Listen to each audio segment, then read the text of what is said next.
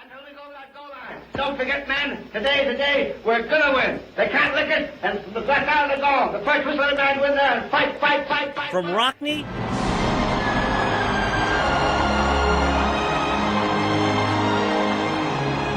to Rudy, Notre Dame is the most storied college football team in America.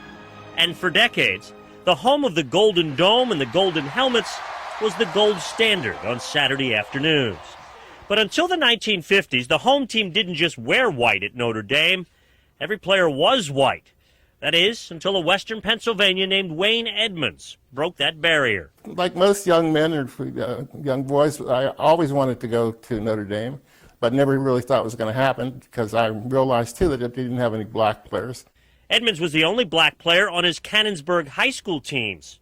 He originally committed to Pitt, but changed his mind for Coach Frank Leahy, who also promised Wayne's parents he'd take care of their son, a black Baptist, at a white Catholic school. My mother was concerned whether I was going to go become a Catholic, and will you take him to church? And they said, sure. Coaches delivered Wayne to the Baptist church, and he delivered on the field. He was the first black letterman for the Irish.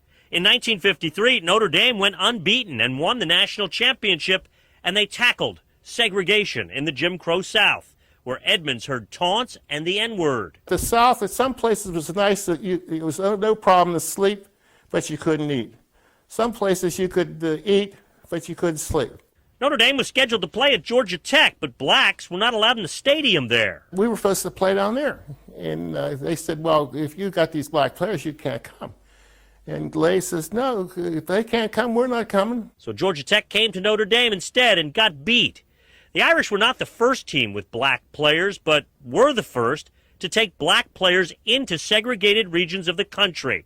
Wayne calls that a first step toward integrated sports teams. People could see the change coming, and that was the good thing about Notre Dame, because they were making changes wherever you went. And back here on the other mountain is the ski resort. For more than 30 years, Wayne has lived in the hills overlooking Harrisburg. He came to work for the state, but is now retired. These are some of the guys I played with.